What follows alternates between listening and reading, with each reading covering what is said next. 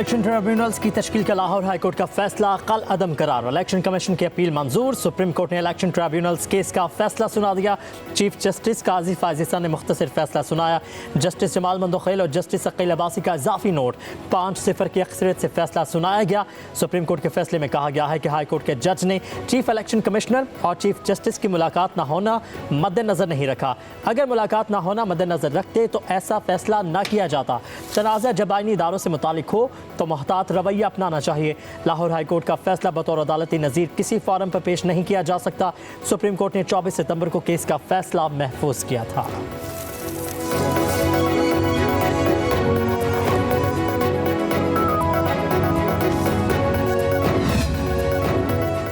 Article 63 नजरसानी case की समाअत कुछ देर में सुप्रीम कोर्ट में होगी। चीफ जस्टिस काजी फाइज ईसा की सरबराही में 5 रुकनी बेंच समाअत करेगा। बेंच में justice Munib Akhtar, justice Aminuddin Khan, justice Jamal Mandokhel, justice Mazhar Alam Miankhel शामिल होंगे। साबिक चीफ जस्टिस उमर अता बंदयाल की सरबराही में 5 रुकनी लार्जर बेंच ने आर्टिकल 63 का फैसला दिया था। अक्सरियती फैसले में मुनहरिफ रुकन का वोट शुमार न करने और उसकी नाअहली का फैसला दिया गया। फैसले में कहा गया था कि ताहयात नाअहली या अहली का मुद्दत का तयन पार्लिमान करेगा।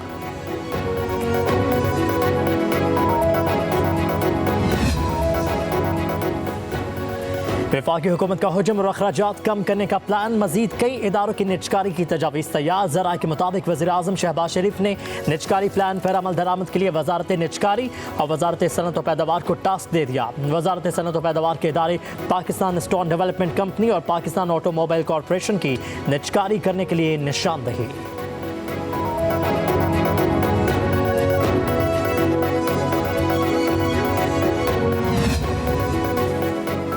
PIA की निजकारी के लिए बोली कल होगी। PIA की खरीदारी के लिए एयर ब्लू, आरिफ हबीब, फ्लाई जिना, पाक एथनॉल, ब्लू वर्ल्ड सिटी और वाईबी होल्डिंग्स कंसोर्शियम मैदान में मौजूद। निजकारी के बाद PIA का नाम तब्दील नहीं किया जाएगा। कामयाब बोली दहिंदा को इब्तदाई तौर पर 65 से 70 अरब रुपए खर्च करना होंगे।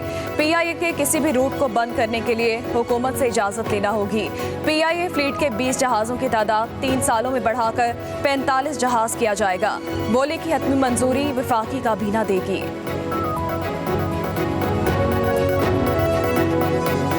आम बलोच ये फैसला खुद कर ले कि आप एक तालीम याफ्ता, आप एक जो बरसरे रोज़गार है, ऐसी एक बच्ची को जो माशरे में अपना एक पॉजिटिव इनपुट दे रही है, उसको आप यहाँ से उठा के झूठे प्रोपेगेंडा के ज़रिए उसके दिमाग की कन्वर्जन करते हैं, फिर आप उनको एक्सट्रीम स्टेप पे लेके जाते हैं, सुसाइडल कराते हैं। ये कैसे बलूचिस्तान की खिदमत है?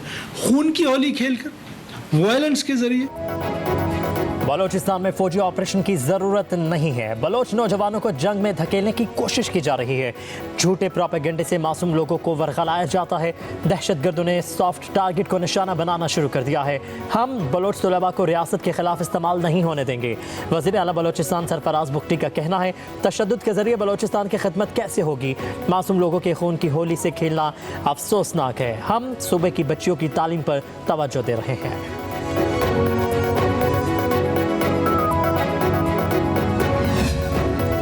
पीपल्स पार्टी के चेयरमैन बिलावल भुट्टो जरदारी आज 2 रोज़ा दौरे पर कोयटा पहुंचेंगे। बिलावल भुट्टो गवर्नर बलोचिस्तान शेख जाफर मंदोखेल और वज़ीर आला बलोचिस्तान सरफराज बुख्ती, सूबाई वज़रा, अरकान असम्बली से मुलाकात करेंगे। चेयरमैन पीपल्स पार्टी को बलोचिस्तान हुकूमत की कारकर्दगी पर ब्रीफिंग दी जाएगी। वज़ीर आला हाउस में सैलाब से मुतासरीन में इमदादी चेक भी तकसीम करेंगे। 4:30 बजे पीपल लॉयर फोरम के कन्वेंशन से खिताब करेंगे।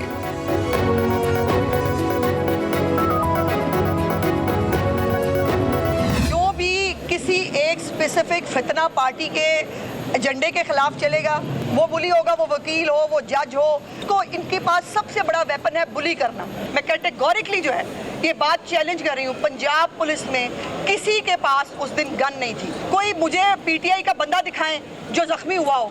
25 पुलिस वालों को जो है वो मार मार के धुआं कर दिया, सिर फाड़ दिया लोगों के। ये दहशतगर्द जमात है। मैं कभी भी गवर्नर राज की उसकी हमायती नहीं हूँ। खैबर पख्तूनख्वा वर्सेस पंजाब, नो, ये नहीं हो सकता। पीटीआई पंजाब और खैबर पख्तूनख्वा को आमने सामने लाना चाहती है, ये हम नहीं होने देंगे। पंजाब पुलिस के पास जलसे के दिन असलहा नहीं था, 25 एहलकार जख्मी हुए, पीटीआई का कोई बंदा जख्मी नहीं हुआ। खैबर पख्तूनख्वा में गवर्नर राज की हामी नहीं, केपी में रोज दहशतगर्दी हो रही है। वज़ीर इत्तलात पंजाब अज़मा बुखारी का कहना है सोशल मीडिया के जरिए होने वाले जराइम को नजरअंदाज नहीं किया जा सकता। सोशल मीडिया किसी ज़ाब्ते में नहीं आता तो इसे बंद होना होगा। डीजी FIA ने आज मान लिया है कि उनके पास वसाइल ही नहीं है। FIA का बयान रियासत पाकिस्तान के लिए बड़ा सवालिया निशान है। रियासत और इदारों को कोई ना कोई फैसला कर लेना चाहिए।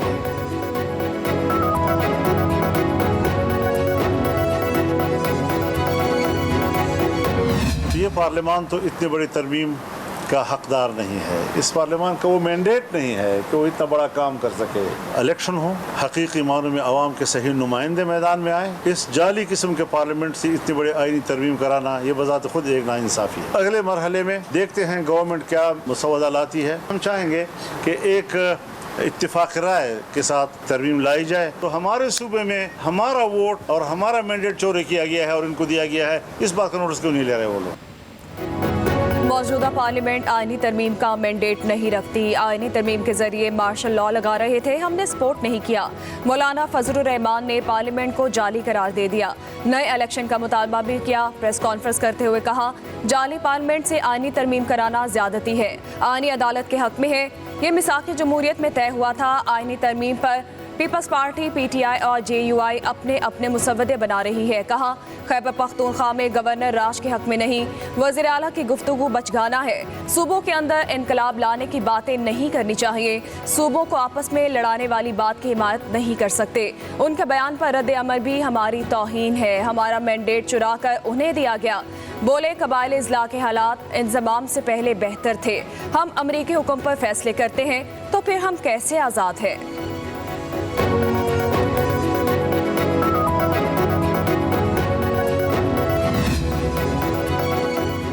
वज़ीर आला पंजाब मरीम नवाज का एक और वादा पूरा। होनहार स्कॉलरशिप प्रोग्राम के रजिस्ट्रेशन शुरू। सालाना 30,000 तलबा को स्कॉलरशिप्स दिए जाएंगे। 8 साल में 130 अरब रुपए के वज़ाइफ फराहम किए जाएंगे। आइंदा 4 सालों में 1,20,000 तलबा मुस्तफ़ीद होंगे। मरीम नवाज का कहना है होनहार स्कॉलरशिप प्रोग्राम का आगाज़ अहम संग मील है। मुस्तहिक़ और होनहार तलबा के लिए मयारी तालीम तक रसाई यकीनी बनाएगा। होनहार स्कॉलरशिप नौजवानों के आला तालीम के ख्वाब को पूरा करेगा।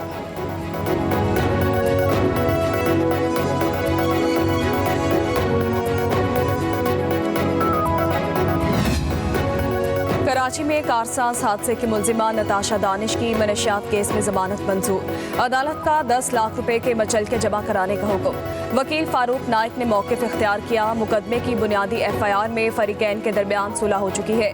एक केस में जमानत मंजूर की गई। मेडिकल रिपोर्ट में भी अबहाम है, खून में मेथाफेटामाइन मौजूद नहीं। नताशा का कई बरस से माहिर नफ्सियात से इलाज भी जारी है।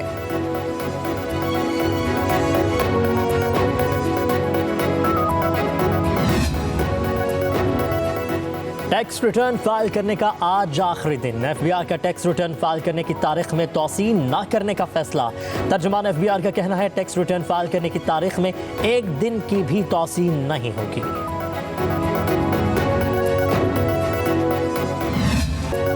पेट्रोलियम मसनूआत की कीमतों में रद्दोबदल का ऐलान आज होगा। ओगरा नई कीमतों के तयन की समरी आज वज़ीर आज़म को पेश करेगा। 1 अक्टूबर से पेट्रोल की कीमत में 11 पैसे फ़ी लीटर और मट्टी का तेल 3 रुपये 23 पैसे फ़ी लीटर सस्ता हो सकता है। लाइट डीजल ऑयल की कीमत में भी फ़ी लीटर 89 पैसे कमी की तजवीज़। वज़ीर आज़म शहबाज शरीफ की मंजूरी के बाद नई कीमतों का नोटिफिकेशन जारी होगा।